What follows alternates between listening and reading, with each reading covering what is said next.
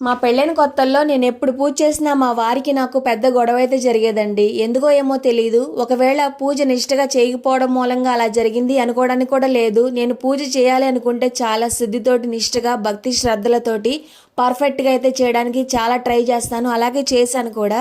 కానీ నాకు తెలీదు. ఖచ్చితంగా ఆ రోజే మా వారు వచ్చి గొడవ పెట్టుకునేవాళ్ళు. ఎందుకు ఇలా చేస్తున్నాడు ఈయన, నన్ను అర్థం చేసుకోడే, దేవుడైనా నన్ను కరుణించాలి కదా, ఎందుకు ఈ గొడవలు, పెళ్ళైన కొత్త, మనశ్శాంతి అనేది లేదు అని చెప్పి చాలా బాధపడుతూ ఉండేదాన్ని.